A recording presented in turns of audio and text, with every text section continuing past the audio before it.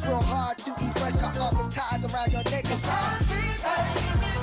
Hey, everybody. Good morning, good afternoon, or good evening, depending on where in the world you might be joining us from today. My name is Meg Alexander. I am, as always, honored and excited to get to host another PowerToFly Chat and Learn virtual event. Now, before we get started and dive in on our event today, I just want to go over some real quick housekeeping items. These will be especially important if today is your first event with PowerToFly. And if that's the case, then hi, welcome. We're so happy to see you today. Thank you all so much for joining us. We cannot wait to get started with today's event. Now, the big thing to know, whether today is your first event or your 50th, is participation. We want to make sure that you are able to participate in every way you want to. So you are absolutely welcome to participate in by turning your cameras on if you'd like to share your smiling, maskless faces with us safely. But there is no need to be Instagram perfect, y'all. Just because I got real fancy and put extra dry shampoo in my messy bun today does not mean you cannot join us with your bathrobes, your kitchen table work surfaces, your furry coworkers, whatever you got going. We do not stand on ceremony here. We just want to meet you where you are so that you can learn with us. Now, if you don't want to participate in by turning your cameras on, that's completely fine. It's not a requirement. You are always welcome to chime in the chat if you'd like. Feel free to ask questions or let us know your thoughts. I'm also ready to address questions. If you would like to ask a question and you want to keep it anonymous, no worries. Just DM it to me, Meg Alexander. You can find my name in the drop-down menu on your Zoom group chat. Now, we are recording today. We're also live streaming. Hi, YouTube. And what that means for all of you is you don't have to take notes during today's event. You don't have to worry if you missed a resource that we list or anything, because we are going to be recording today's session. And in about 4 to 5 business days, PowerToFly is going to email everybody who registered for today's session, whether you joined us or not. They'll email everyone with a link to where you can rewatch this recording once we post it on PowerToFly.com. Now, that, like I said, that'll be like 4 to 5 days. But if Helen says something today that is just like mind-blowing, paradigm shifting, you can't wait 4 to 5 days to share it with a friend or a coworker or a relative. You don't have to. So if you do want to check us out on YouTube, I'll share links for all of this in the chat thread in a little bit. But as we go, if you want to check out our YouTube channel, that's awesome. We have a bunch of past chats are stored there, some of our greatest hits. But I very much recommend that even if you do check out the YouTube channel, I very much recommend you check out our website as well. PowerToFly.com is where our full motherload of resources lives. They are entirely free to all of you. And if you're here today, you probably care about a lot of the same missions and metrics that PowerToFly does, all right? We want to see gender parity and pay equity in the workplace. And one of the ways we think we're going to see that is by putting our resources in the hands of as many people as possible. So if you would like to, I very much encourage you to take photos or video as we go. Let your social media network know that you're learning with PowerToFly. We would love it if you tagged us. We are at PowerToFly on LinkedIn, Twitter, Facebook, Instagram, and YouTube. And you can also use our hashtag PowerToFly. We would love to share or repost anything y'all share with us. Now, if you do want to be active in that chat, I am going to redirect you real quick to this code of conduct, as you can see in the page right there. It's a big wall of legalese, but basically what it boils down to is just don't be a jerk, okay? If we operate from a place of kindness and respect, it's pretty hard to go wrong from there. If you have any questions on this, just DM me. I'm happy to give you any help or answers you might need. Now, if you are looking to earn SHRM credits from today's session, the code on the screen in front of you is what you'll need. The code is 24-G as in Nat, 73, N as in Narwhal, 2. And I'll flash this again at the end of the event too, so in case y'all miss it today. Now, I'm very excited to introduce our speaker, but before I do, I want to make y'all aware she is the founder and proprietor of Tanagi LLC. Now, Tanagi is a really awesome group and a really great effort on Helen's part. So I'm going to leave it to her to explain what Tanagi is and what they do. But I do want to draw your attention to the QR code that's on the screen in front of you. If anything that you are hearing today makes you curious and you want to book a consultation with Helen, then go right ahead, take a look at that QR code that's on the slide in front of you. We'll also show this again at the end of today's session as well, in case you miss it right now. All right, now, the woman of the hour. I'm very excited to introduce y'all to Helen Sanchez. Helen is the founder of Tanagi and has over 20 years of experience in recruiting and career guidance. Now, Helen's journey has been dedicated to helping people navigate their career paths, which is why she founded Tanagi LLC, a career consultancy with a focus on supporting women over 40. Helen's work is rooted in the fact that people over 40 have significant contributions to make, even though they often face diminished value in the workplace. As longevity increases, people need to identify their passions as they break through the barriers of age discrimination and as companies understand the high value of multi-generational symbiotic relationships. By teaching a course in building a legacy season, speaking at events, participating in podcasts, and writing articles, Helen addresses these challenges and advocates for change. Now, her academic background includes dual bachelor's degrees in women's and gender studies, as well as African American studies. Helen is a proud member of Phi Beta Kappa Society and the Honor Society in Women and Gender Studies. She's also a graduate of the Institute for Professional Excellence in Coaching, or IPEC, as well as being a certified coach. Helen is a fabulous member of the PowerToFly family, and I'm really excited for y'all to get a chance to learn from her today. Helen, before we dive into questions, what else should our audience know about you? Thank you very much, Meg. It's a pleasure to be here and to interact with this group and with you. And you did a fabulous job of reading that background. So it's just pretty much what you said. I do a lot of work with primarily women, but anyone as far as their resume, if they need help with that, if they need one-on-one help with interview skills, with getting ready for their job search, which is a job in itself. So that's primarily where I focus. I focus on trying to help people determine their journey. And there has been in the last, I guess, year, since last year, maybe more of a focus on people wanting to identify and research what they are going to do in their next phase, because life has gotten longer, quality of life has gotten better. And so some of us choose not to retire and some of us can't afford to, based on the fact that we'll be living longer and do need to feed ourselves and such. So I do facilitate the course. And it gives you the tools to identify those things. And all of it started really when I did a research project in school in women and gender studies, when I did some research on the impact on women over 40 of age discrimination in the workplace. And it was just eye-opening and very enlightening. So that was what was my motivation. So, yep. Absolutely wonderful. As somebody who is rapidly approaching 40, I am, as ever, a very big champion of the need, unfortunately, for your work. But I very, very, very much appreciate you taking time to spend with us today. Of course. All And right. as someone my age, I just find it incredible that 40 is that threshold. But go ahead. I know, it's It's insane. crazy. Oh, let's hope we can raise that threshold a little bit, maybe, or just erase the threshold altogether. Yeah. Okay, so we have a bunch of questions that y'all submitted when you registered. We also have questions that we gathered from other audiences. So if you all are here and you took the time out of your day to spend here or spend the time with us live, we want to reward you for that. So if you are with us and have a question, please, please, please feel free to ask. I'll have my eyes in the chat the entire time. If you have a question or a comment you'd like to share, but you want to be kept anonymous, no worries, just DM it to me. You can find my name, Meg Alexander, in the dropdown, and I'm happy to raise whatever question you'd like. All right, let's get us started here with kind of some level setting.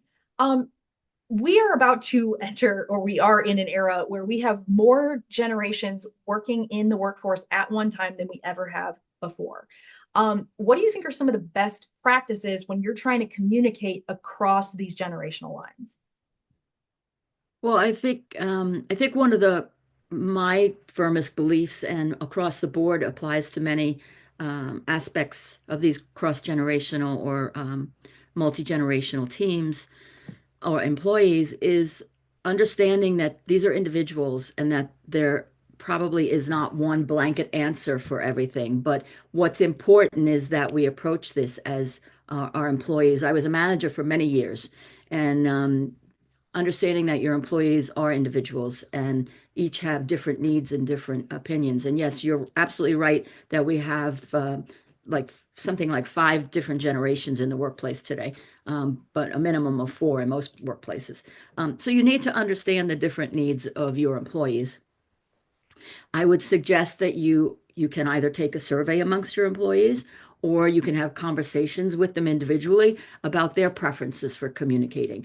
Understanding their needs then helps you to set procedures in place that they will embrace and accept, and ensure that your leaders are adequately trained. This is very important. And this is where I think a lot of companies do miss the boat. They might have a multi-generational team in place, but they don't train anyone on the importance of the communication in that environment, or of the value and the success. I mean, studies have shown that multi-generational teams are more successful. So I think that's where there's a lack, is that ensuring that leaders are adequately trained in managing and embracing multi-generational teams, that they understand how to manage those teams, that their training should include communication options, as well as across the board training to address the issues that they will experience, because there will be some. Unfortunately, everyone should be going into it with an open mind, but we're, again, all human beings, and we don't. So sometimes you'll have a younger employee who can't connect to an older employee, or an older employee who thinks, okay, been there, done that. Why am I listening? You need to go with an open mind and understand that we can all learn something from someone else. We all have something to learn. We have something to offer, but we have something to learn. So I think as a manager, you need to be flexible. You need to support the needs of your different generations. And then based on the feedback that you get on the conversations, you can offer appropriate opportunities for interaction, whether that includes in-person activities or group virtual activities. But I think it's important for the colleagues to engage with each other and to have guidelines to do it. And so I think at the crux of it all is training the managers on the importance of understanding what that means to have a multi-generational workforce. Yeah, I think that's a really good point you make, is that, it's not just how to best communicate with these different generations. It's probably also recognizing that the ways in which these generations were either educated or trained for their roles has probably changed over time. So I think it's very important to remember, not only are you looking at a disparity of maybe communication styles, but you're also looking at a disparity, or a variety of ways these people were trained to do whatever the job was. HR training in the 70s was very different than HR training is now. Yes. So yeah, Yeah. that has to Well, be a major challenge. yes. And as I say on many events, when I started in recruiting, talent acquisition was not the verbiage. No. Today, you're not a recruiter anymore, you're a talent acquisition. But also, you have to remember that, I think 3, maybe more of these generations grew up as digital natives. And Yeah. yet we have a big chunk of the workforce that didn't. And so there just needs to be, and not that they're not certainly technology capable, and as possibly as well versed as other employees, but you need to understand that as you're talking about how they were trained and how they grew up, and what they've been exposed to, so what they're comfortable with, and that's Mhm. important. Yeah, absolutely. Yeah. Okay, so when it comes to managers, needing to communicate best with their teams, how can managers learn to do this? Is it something as easy as just asking someone, like, how do you want us to communicate? Or what do you think managers should do, so that they can help determine what their team needs? Right. I think it takes a combination of having open communication without doubt that you need to be accessible to your team, and your team needs to be comfortable that they can share with you what their concerns are, and what their needs are, without feeling that there might be some underlying check mark next to them if they express it. So they need to be comfortable that they can come to you. So having open communication with your team is very important. Meeting with them one-on-one and learning about them individually. Again, not just about how they want to communicate, but about them. They're people. Um, they're not a commodity, they're a person, and you want them to do a good job. So you need to really understand them to do that. And I think, again, you need to keep aware of their feedback and what they're offering you, and how you always need to, when you manage a team, you always need to stay on top of how it's flowing and how that team is communicating. And are there issues? Are there people who are not engaged? Are there people um, who might be not as involved or not as on board? So that you can nip it in the bud, so to speak, so that you can talk to them, you can understand what their concerns are or what their problems are, and either address those or understand that there might need to be some changes within. But you just always need to have open communication, be available to them, and be interested in them. Yeah, that trust, right? That's very important to establish. Okay. If we if we want to create a supportive working culture, especially in a multi-generational work environment, what are some ways we can help support that in a way that doesn't that removes as much bias as possible from the culture? Right. Well, I think for that to happen, again, everyone needs to understand and be on board with the value of the multi-generational workforce. Um, the young employees who are the digital natives and the older employees who have gone through many crisis and critical situations, they each have something different to offer. And so I think one essential thing is, again, including that education in your DEI training on the value of those teams, on their importance and the possibilities. And again, studies have shown that they're more successful. So another, what I think is a great tool is mentoring, and setting up a formal mentoring program, not just talking about mentoring, but to set up a formal program.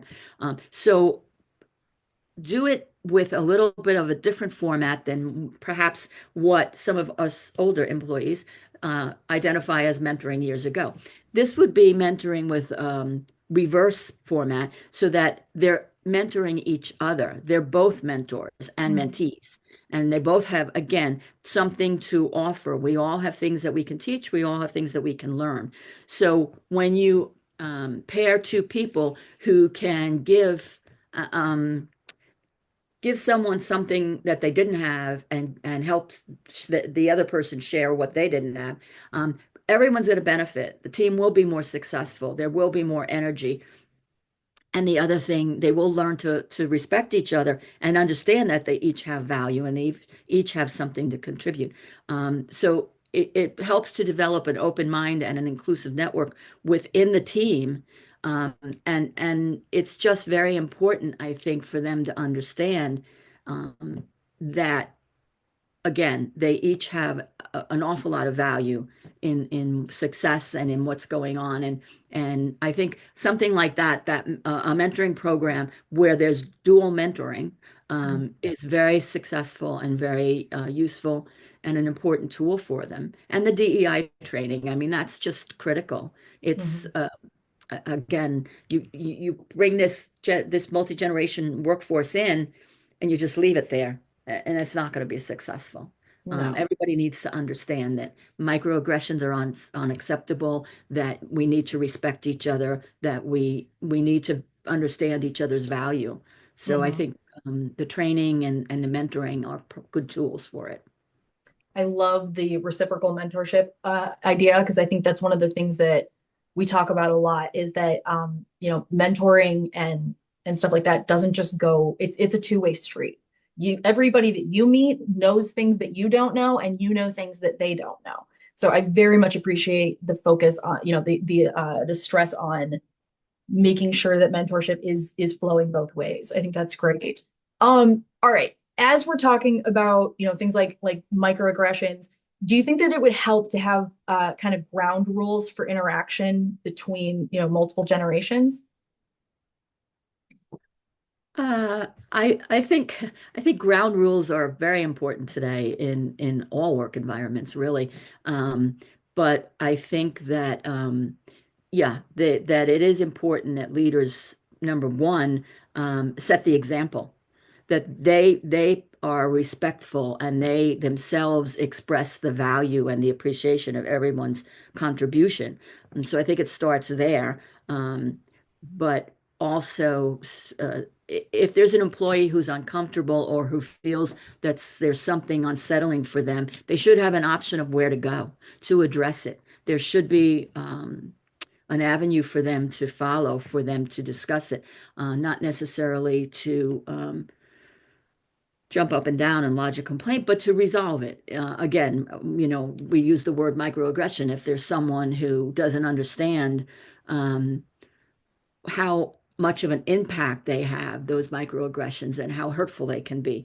There needs to be a place, if a person's not comfortable enough, I always say, if someone does that in a work environment, if you turn around and highlight them and just say, I'm sorry, I don't think I heard you right, or I understood what you said, they'll usually back off.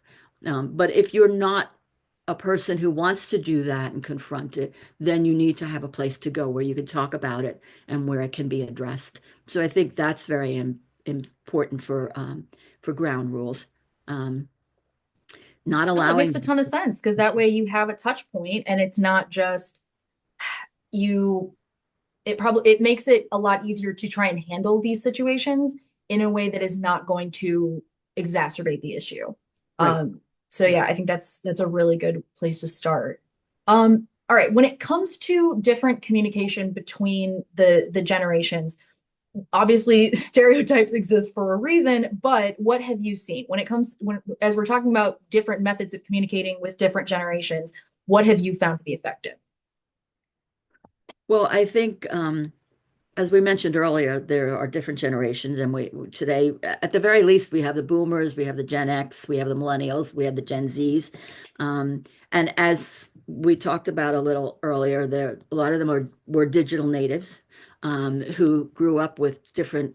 Some like face-to-face communication, some like email, some like their phone and texting. There's so many texting conversations that go on today. It's absolutely amazing to me. But but um and it's interesting to me that they're defined as conversations. And I think that me personally, I think that being able to read someone's body language and being able to read their expressions and their tone of voice can give you so much information that anything written does not give you. But nonetheless, you need to develop a program that is understanding of all the employees' preferences and finding a middle ground that works for them and the needs of the company as well. Often there are, I think, as a manager, it's important to have either verbal or face-to-face communication.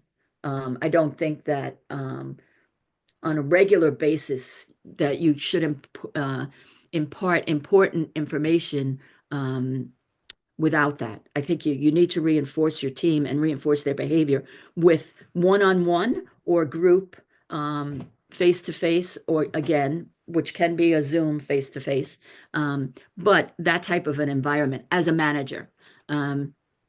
Other than that, I know as a company you have requirements, legalities about things in writing, and so you need to impart that to your employees. So you have to make sure that you are very clear on exactly that, what needs to be in writing, what needs to be face to face, what needs to be again handled with discretion, with sensitivity. And so you need to develop a format that they're comfortable with and you're comfortable with, whether it's, for example, you might have a once a week newsletter almost to your team about what's going on and updating them on members of the team.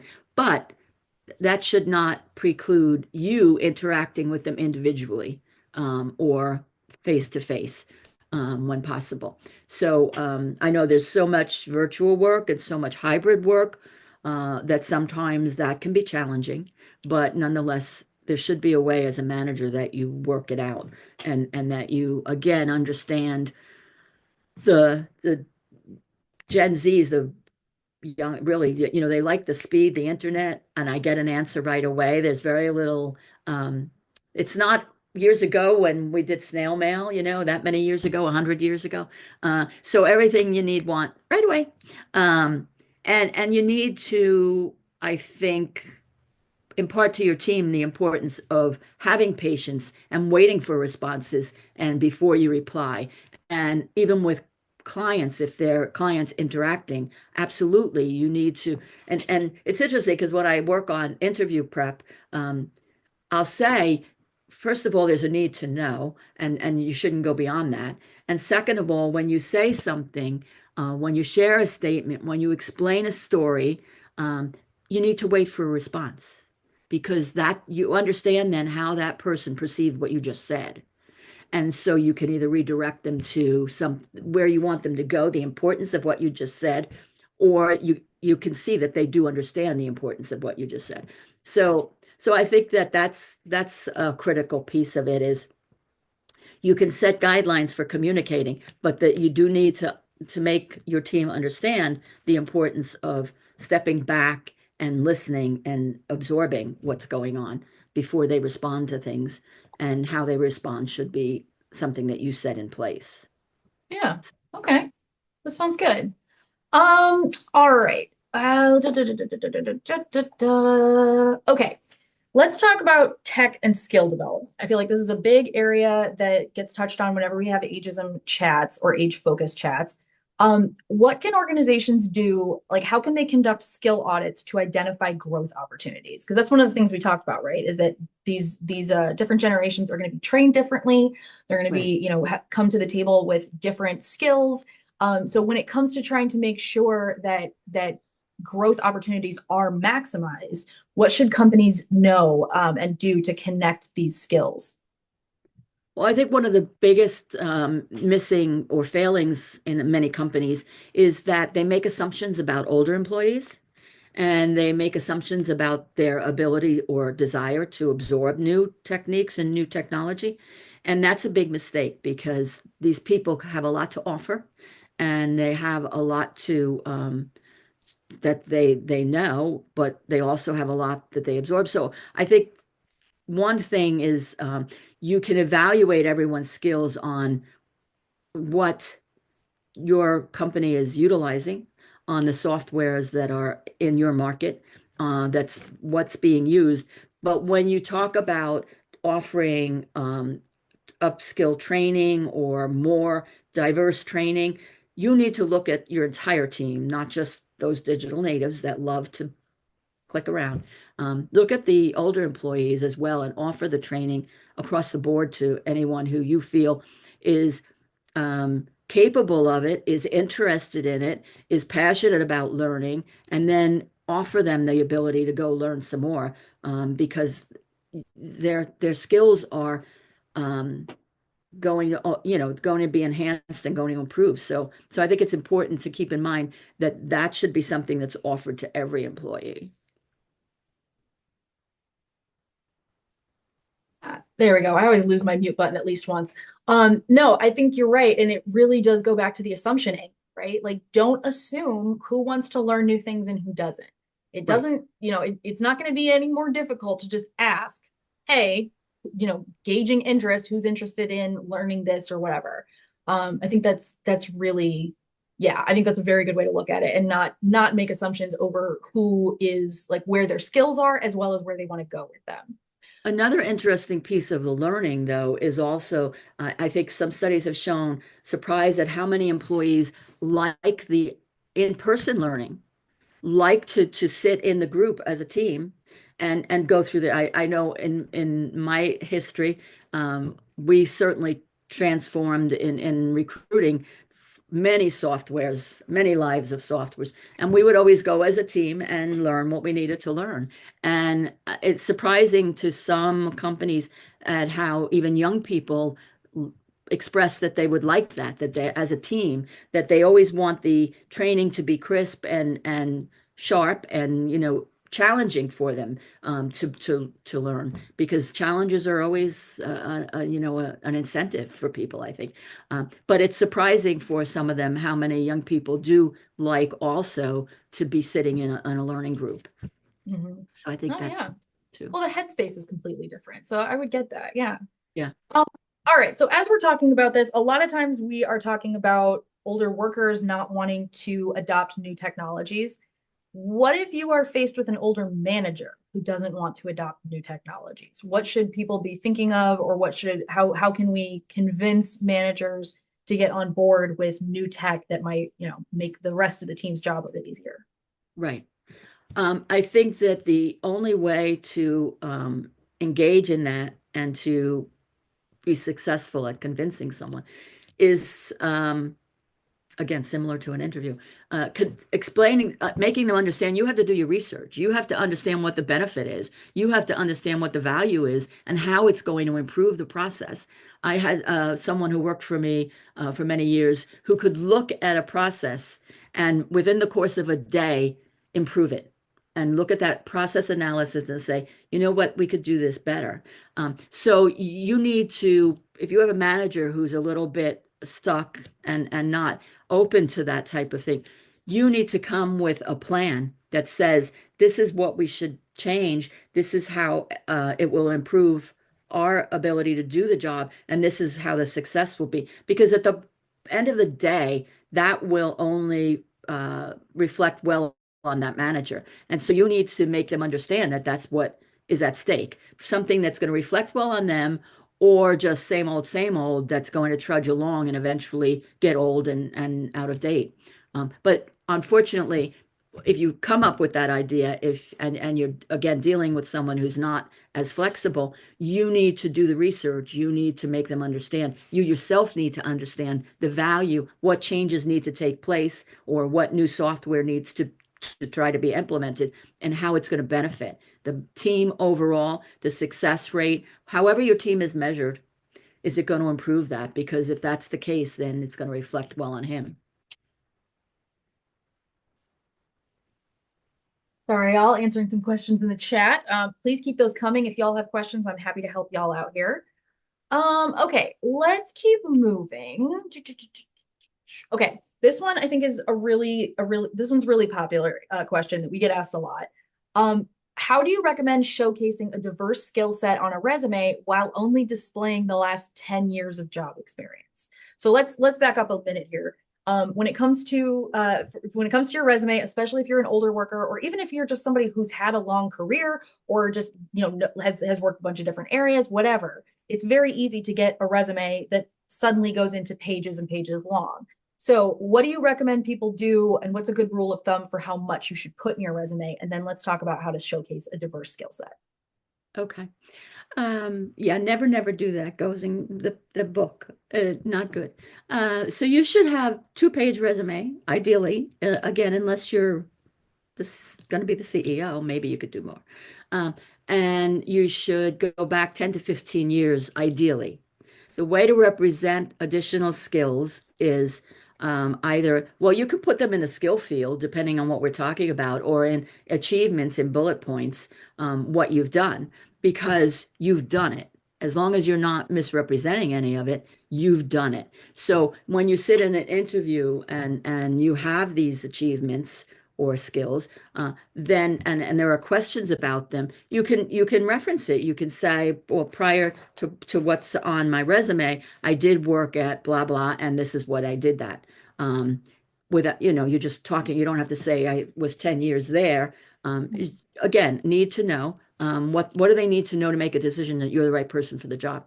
The other thing is you can put on a resume, you can put additional professional experience. And I've done this with clients where they worked for companies where you want the name on the resume.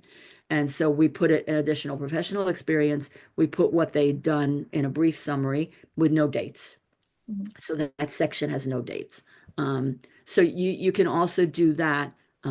But absolutely in your professional summary on top, whatever it is that you want to represent should be in there too, because you want to catch their attention at the get-go. But you can definitely represent your skills, ideally without the dates if it was 20 years ago. If it's something technical from 20 years ago, Meg, you're younger than me, and you know as well as I do, that's not going to count unless you've updated it and unless you have something current. So those, even though for you they were important unless you built something or if you managed a project related to something that's relevant to what you're trying to do, to where Mhm. you are trying to go. Otherwise, it shouldn't be on there if it's dated. But So otherwise, maybe yes, don't put all like how good I am at like Microsoft Paint or something. there you go. Or yeah, I could go back further, the Oh little yeah. yeah, the yeah, no, I won't even go there. But yes, exactly. You shouldn't do that. And if you have something that is current software that you've done for 10 years, you should always make sure that your skills are updated. Mhm. You should always look online or somewhere nearby if you can, where you can take a course and get updated on those skills. That's critical. That you should always have on your resume if you've updated. Mhm. Okay. All right. Next question here. Or okay, once we have the parts and the skills that we want to list on our resume, how can we do that without sounding old? Wait, just go back. Yeah. How do you list the skills without sounding old? Yes. This person wants to know proactive approaches for demonstrating tech savvy skills on resumes and cover letters without sounding old. Well, tech savvy skills would have to be if you're not wanting to sound old, I would mean, don't be say you work on a word processor, I I guess. was going to say would be Like applicable update your terminology. to current tech skills. So they can go again in either a flat out skill section or in an achievement section with bullet points, talking about what you've done, if you've done something special or you've done a project related to a software, or just in the skill section, your software skills, what without dates. You wouldn't Mhm. have any dates in your skill set. Your resume, you and I have done so many events where we've talked about that. Your resume has to be formatted so that they can't immediately find out how old you are. And that means that you have a professional summary, not an objective anymore, which I actually did see one recently. I was very surprised. That you don't have a street address on your resume because no one does anymore, that Mhm. you have a LinkedIn profile if that's possible, and definitely it has to be up to date. And then you have your chronological work experience for 10 to 15 years, and then your education with no dates. And so those are very basic, important things for your resume. But skills should definitely be, so again, if you take courses where these skills, you're updating these skills, those should be represented. If you're getting a certification for updating some Slack or I'm at a loss for whatever I don't use, or you're the like um, some people will say Zoom, and I go, well, no, you can't say Zoom because everybody knows Zoom. If you don't know Zoom, you're in trouble. So, Yeah. so you have to look at the software skills that you feel are important and valuable for where you want to go and what you want to do in the field that you want to do it. And Mhm. then you put those in skills. If you've utilized that in a job that goes in that 10 to 15-year window, then you can do it in a bullet point there also, but it should be in your skills. Okay. All right. I like this. And your resume format, again, while I think about it, because applicant tracking systems read top, bottom, left, right. So they should not have columns and they should not have graphics and fancy things. If you're a creative person who wants to do something like that, then that should not be your application resume, but you can email it separately. Yeah. Yeah. That's something I've seen a lot is people will have one resume that's formatted specifically so it can go easily into an ATS system. But I also very much appreciate a bunch of my creative friends have kind of like PDFs basically of Right. like, all right, here's the one that I want to send out to this company or whatever, because it doesn't need to be editable. It doesn't, nobody's going to do anything with it. So yeah, I like that. Okay. Um, how would you handle difficult coworkers in a multi-generational environment? I think this goes back to communication, honestly. But have you ever been through this where you've had potentially a coworker who was not of your same generation and there was a bit of headbutting there? I've certainly had a lot of coworkers not of my generation, but again, this is back to the fundamental where So if it's you need to have mutual respect. You need to have an open mind that you each bring something to the table. If there's disrespect or again microaggression or that type of thing, then certainly you should go to either the manager or the human resource and talk about it and explain it. But if it's just a case where there's kind of like a cold and distant relationships, it takes two people to make that happen. So I think that you need to understand their value and they need to understand yours. And you can address it and say, we're just going to, it's a coworker. If someone that you work, you're working within a lot, then you need to say, we're going to be much more successful and we're both going to be much better off if we work together rather than against each other. So you can do that very easily. But as far as just an overall environment that's discriminatory, you should go to your manager, the manager of the group, or HR if the manager doesn't have any interest. Okay. All right. Excellent. What else? Oh, okay. This person wants to know, what hiring pipeline challenges do you see for a multi-generational workforce? I thought this was very interesting. You did. Yeah.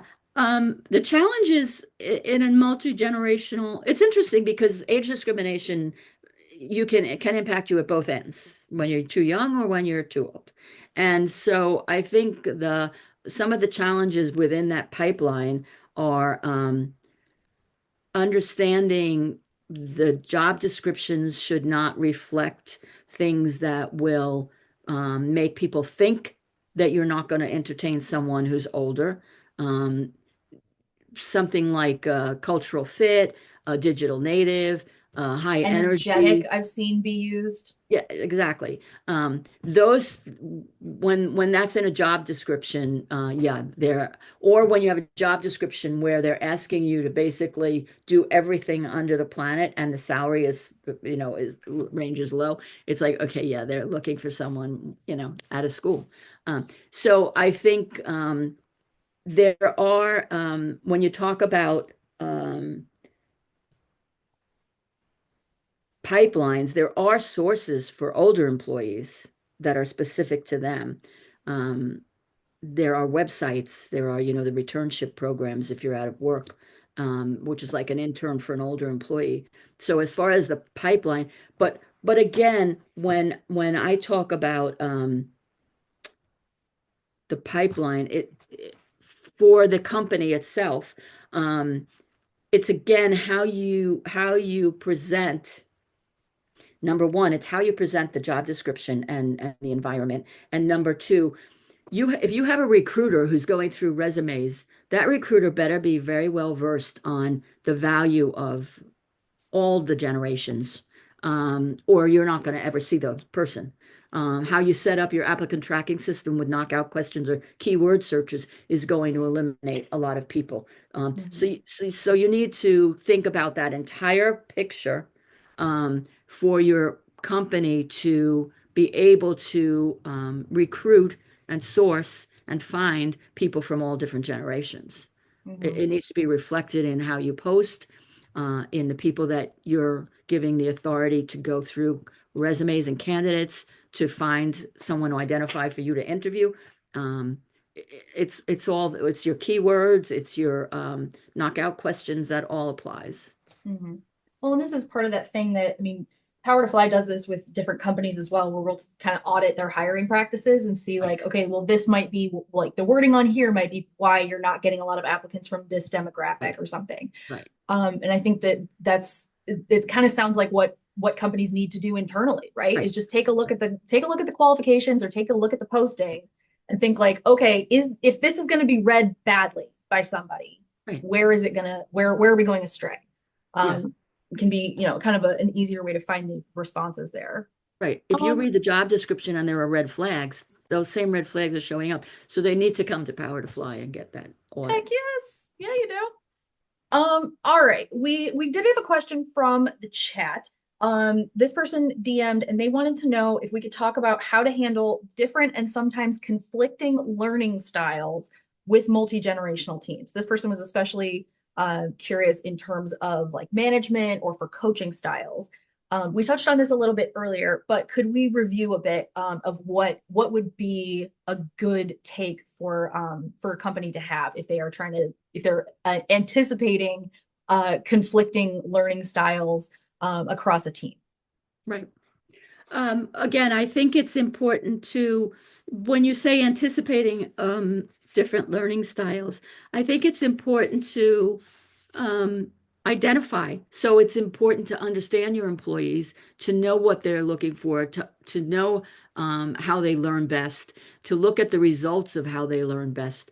And as a manager, I think that you again need to be interested in individuals on your team and work with them on what perhaps they have issues with, and see if those can be modified and see if those can be adjusted.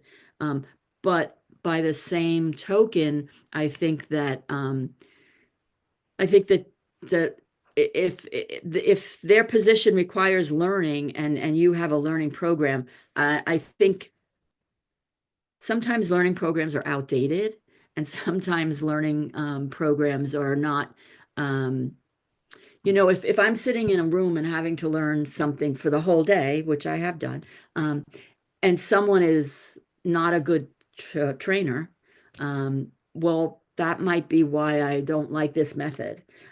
So I think you need to dig down and find out what the issues are and what the problems they're having are, and then see if you can address them, and see if they're relevant and if they're important, because it could be that they're going to give you information that you're going to uncover that maybe everybody's sitting there and going through the motions and nobody's absorbing anything, or maybe it's they have an issue and you need to address that. So, yeah. I like that. And this sounds like an area that's really prime for like surveys and getting feedback from your employees. It also reminds me of it's only happened, I think, in one job, but when I applied for this role, I got the position, and on my first day, they gave me a skills test, and it was like I can't remember what it was called. It wasn't like the INFJ or whatever, but it was like it was a character assessment basically. And from that, not only did my manager get a copy of it, but I got a copy of it of like, here's, according to the answers you listed, like it says you probably learn best like this. And you do. So like, not only did I take the test, I saw what the results were. And then I was able to talk about it with I think it was somebody from HR, I want to say, about like, I don't really think that's accurate. I actually learn better in this way. And so we talked about that before I even like went into a team meeting.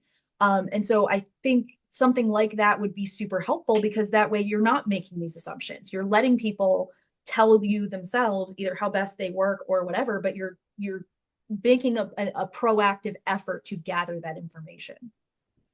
Yeah, and again, it's knowing and understanding your employees. They're not a commodity. They're a person. They have individual needs, individual feelings, individual talents that they can contribute, but you need to understand that. You need to take the time to talk to them. Okay, I want to approach this next question on two angles. This person wrote, how as a younger leader can you gain trust with more experienced team members? Now, I'm reading this from the leader perspective, but let's talk about it in the leader perspective, and then we'll come at it from employee perspective. If you are a younger leader and you are going to be in charge and managing more experienced team members, whether they are older than you or not, but they're more experienced than you, what should that leader do to gain trust? I think that the trust is something that's built over a certain period of time. I mean, it's not something that, okay, here I am, trust me. So I think how you behave and what you bring to the table and how you support your team is how they learn to trust you. The fact that that you understand who they are and what their needs are and what's not only in your best interest but theirs and the company's, that again, they learn to trust you because you have expressed your desire for everyone to succeed, not just you, but everyone. And so that's important. I think sharing that with a team, doing the work that you need to do so that they understand that you can be trusted is important. But again, it's not something that happens that you don't hire someone and tomorrow they think, oh, I can. Obviously, there does need to be some connection. But to me, trust is something that's built over a little bit of time. And as you get to know each other, but that's part of the key to getting to know each other. But as a younger employee who's trying to build the trust of your team with the experience that you have, you just need to be very honest with them on knowing how to do your job, knowing their jobs and what it takes for them to do their job. It's communication again, and at the basis of it, and being open and available to them as a manager, as a leader, and to support them. If they come with a problem and you have a solution, okay, they're going to trust you next time. So I think it's and you having the knowledge that you obviously have to be in the role you're in is what you need to be willing and able to share with them as needed and as you move along. So I think it's just important that you present yourself that way. Yeah, create that trustworthy brand for yourself. All right, if you are in the position of being an older worker who is now going to be supervised by, or managed by a younger person, I've been there before, but what do you recommend people do if they are faced with an ignorant young whippersnapper going to be in charge of them? What should those older workers know about that interaction? Well, a couple of things. Number one, that they need to have an open mind, that because that whippersnapper is younger than them doesn't mean that whippersnapper is not smarter or better or well connected, maybe, but whatever, they're there. So you need to go with an open mind, and then again, you need to show that you have the skills that are needed to do the job, and that you're going to make everyone more successful because this is what you bring to the table. People, especially women, and what I find, never ever value what their skills are to this extent they should. People have so much value that they don't think about. And you need to think about everything you've done and everything it gave you as experience and what you bring to the table. And so you need to go with that and absolutely not put that in someone's face, but knowing that you have that experience, applying it to the job that needs to be done, and then getting the job done. That's how you prove yourself to the point where that person should be treating you with equal respect because you're doing the job. I had one person that got a job and the high energy thing, and they were trying to run her ragged. And so it was like not going to work. So you need to identify what will work and what won't. But as an older employee, again, you need to have an open mind, and you need to be willing to show your value and willing to share when possible, as needed, and sometimes gently, what should be done. So and again, so if you have a younger employee who you're in an environment that's questionable, you can also offer suggestions such as maybe we can set up a mentoring program, or maybe we can do a group activity, or maybe something where you think maybe there will be more of an interaction with that leader and the entire group, and put you in a better position. So unfortunately, as I always say, you need to take the initiative. You need to be the person who's, for however want to use the word, bigger person, the person who is going to prove their value, prove that I'm going to make your job easier and make us more successful, and then gain the respect. If you don't at that point, then it's time to go past them. Yeah. Oh my gosh. Okay. So we have 5 minutes left in today's session. I know the time always goes really fast. I've loved getting to talk to you for an hour as opposed to that usual half hour we get. So this is awesome. Let's see if we can get one more question done. Okay. Let's see. Hold on here. Okay. This person wanted to know. There we go. How can we overcome being perceived as overqualified or underqualified for specific roles? Again, and again, you've sat through this. I've talked about when you're looking for a job, number one, for me, networking is the key. You need to make connections, but beyond that, not to look overqualified or underqualified. You need to understand the role. You need to understand the company. You need to do research. Years ago when I looked for jobs, you'd go to the library and you get the list of companies. And today we think everything's at our fingertips because it's on the computer. But it's a lot of work and a lot of time, and you need to put it on your calendar. Dedicated time for a job search. If you don't have a job, it should be at least half a day every day. And if you have a job, maybe on the weekend, a couple of half days. But it's a lot of work because when you apply for a job, you need to understand what they're looking for and what they need, and maybe what the company mission statement is, or what's going on with them in the news. And then you need to mold your resume around that. So that not, again, absolutely never misrepresenting anything, but putting in there what's needed to do that job, and what you can bring to the table for a shorter learning curve, because their goal and the recruiter's goal is simply to find the person who's going to make their life easier and do the job as easily as possible. So I think that you need to do the work and understand who you're applying to, and what's needed to get the job, and then you can tailor your resume to that. All right. In the last 3 minutes we have, I want to follow up with you. Obviously, we've got the SHRM code on the screen. So if you are looking to earn credits from the Society of Human Resource Managers, you'll want to take note of the code that's on the screen in front of you. If you're not part of SHRM, don't worry about it. You don't need to worry about anything with the code. It's just in case people wanted to redeem continuing education credits for attending today's session.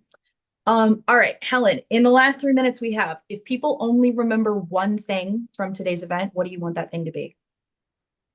I think that what they should remember is that multi-generational workforce and teams are very successful, are what's needed in the future just based on population, and they should go with an open mind, and they should be supportive of that possibility and what they can contribute to it. Mm-hmm. All right, I love it. Okay, now I've got Helen's slide up on the screen as well. If you are interested in booking a consultation with Tanagi, you'll want to take a look at the QR code that's on the slide in front of you. Helen, what should people know? What are they going to get when they sign up for a consultation with you? Well, consultations are when we haven't answered questions usually, or sometimes if they're just a quick question on their resume that I can answer easily, I will do that. They can also go to the website and get a job planning workbook free that they can download, or look at the criteria for the course that I facilitate. So it's all there, but basically the free consultation is if they have questions, if they want to see, everyone, if you get a coach or want to be coached, you should always determine first if it's a hit, if you have a connection. If you don't, then you just keep looking. So, yeah. I love that. That's a really good way to do that. All right, Helen, as always, it's wonderful to get to hang out with you for an hour. I very much hope we get to do this again soon, and cannot wait to hang out with you again. Thank you. It was nice to see you. Thank you for everyone who attended for attending, and I appreciate everyone's time and hope everyone has a wonderful Thanksgiving. Absolutely. Thank you, Helen. All right. I do want to say a big thank you to our audience members as well. Obviously, I love that you come to today's events, events like these, because it means I have a job. But I love even more that you come to events like this because you just took 60 minutes out of your day to do something positive for yourself and your career. Okay. That is not easy in this day and age. And it is generally not something that's really rewarded. So whether you are a little treat person or not, listen to Meg, give yourself like the cookie, the gold star, pat on the back, whatever it is. that makes, adulting worthwhile for you. And I really sincerely hope that if you got anything out of today's event, that you will be back and join us for more events. We host free daily virtual events. I host a lot of them and would love, love, love to see y'all join us. Now, whether this event today was your first or your 50th, thank you so much for spending time with PowerToFly, as well as Helen Sanchez of Tanagi LLC. I sincerely hope that you will be back here sooner rather than later. So go out and have the day or week that you deserve. Bye, y'all.